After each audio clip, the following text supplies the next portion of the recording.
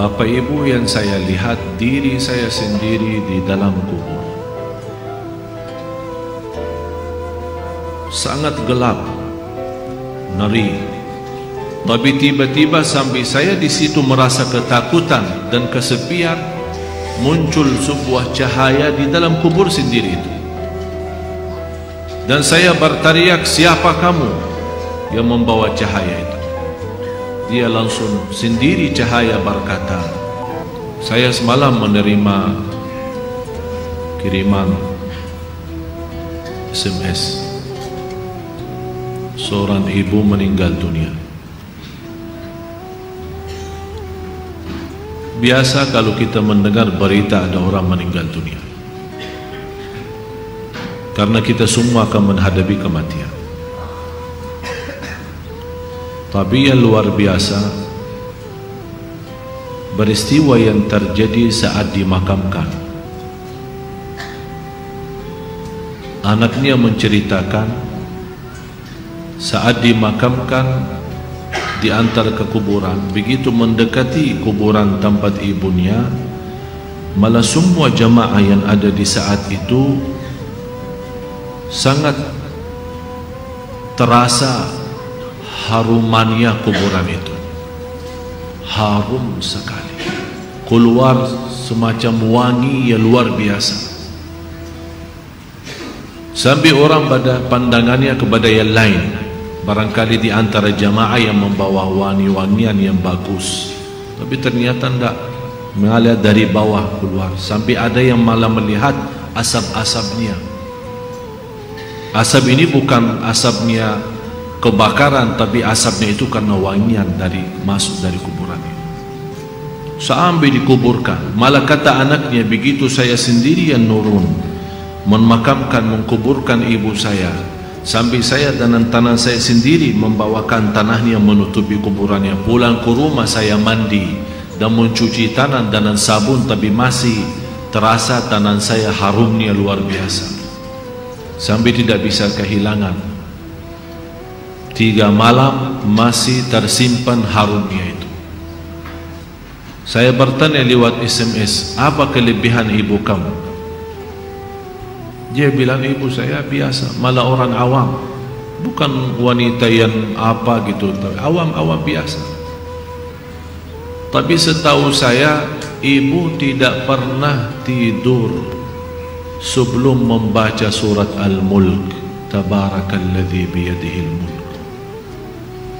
Saya langsung menjawab, itulah yang Allah hantarkan kepada ibu kamu. Dan inilah berita gembira bagi kita semua, sesuai janjian Rasulullah sallallahu alaihi wasallam, 30 ayat syafa'at li sahibiha min azabil qabr.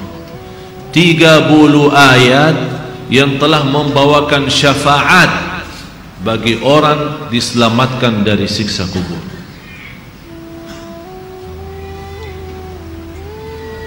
Dari situ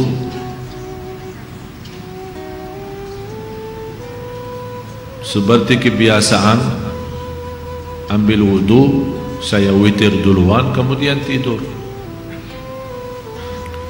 Apa yang saya lihat dalam mimpi?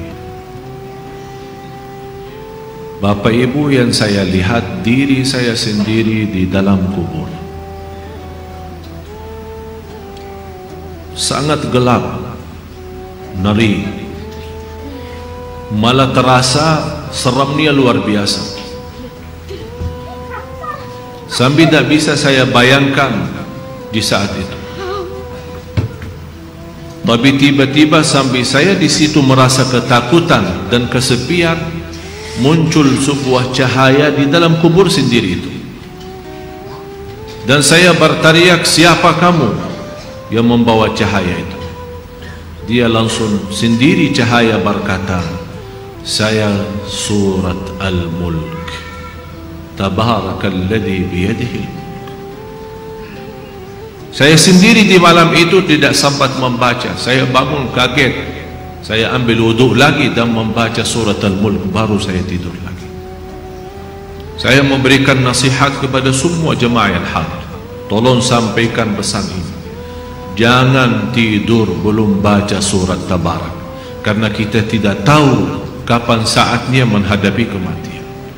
Bisa jadi itu tidur kita adalah tidur yang terakhir dari dunia ini. Mudah-mudahan dengan kita mengkhatamkan hari kita dengan membaca surat Al-Mulk, Allah ampuni segala dosa kita dan Allah harumkan kuburan kita menjadi taman dari taman surga. Al-Mulk surah yang luar biasa dahsyat. Saya mohon, biarpun ibu-ibu sedang halangan tidak salat, tetap mau tidur, ambil air wudu dan baca surat Al-Mulk. Baca surat Al-Mulk. Siapapun kiainya, siapapun ustaznya, siapapun dokter yang melarang kita sebagai wanita membaca karena lagi halangan, saya sekarang berkata, ibu-ibu sedang halangan, baca surat Al-Mulk. Karena saat kematian tidak akan bisa membedakan kita lagi suci atau lagi halangan, mati-mati. Dan Allah Maha tahu niat kita. Dan lebih baik saat kita membaca sedang halangan, jangan megang Al-Quran langsung, menyentuh Al-Quran langsung, sebagaimana saya jelaskan, bagi sarung tangan atau bagi HP kita. HP kita yang isinya Al-Quran, buka surat Al-Mulk di HP kita dan kita baca. Karena di situ anda bukan megang Quran tapi megang HP. Begitulah kita rasakan.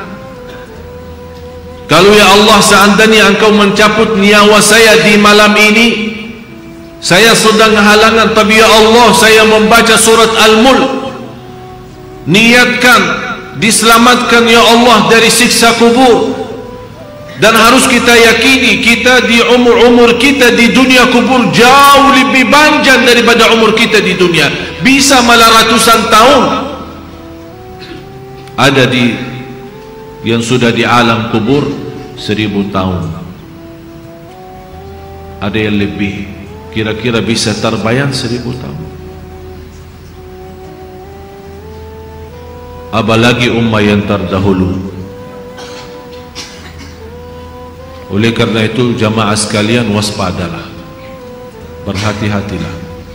Marilah kita sama-sama menjaga kebaikan itu, karena sungguh inna rahmatallahi qaribun minal muhsinin. Sungguh rahmat Allah sangat dekat bagi orang yang berbuat baik. Sangat jarak kita menuju ke akhirat sangat dekat, sangat dekat. Malah jauh lebih dekat daripada rencana kita besok.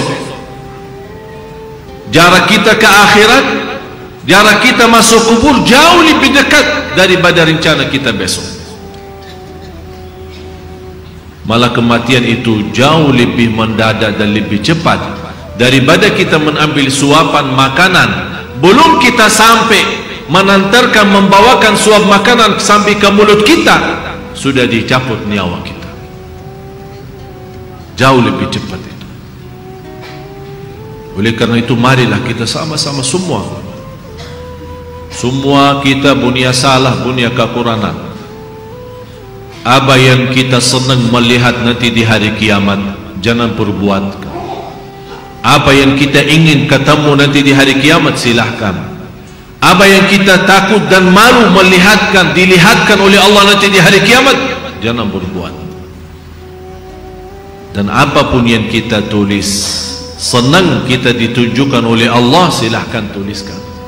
Kalau kita malu dilihat nanti oleh umat manusia dan dilihat oleh para malaikat yang menjadi saksi, jangan tulis macam-macam.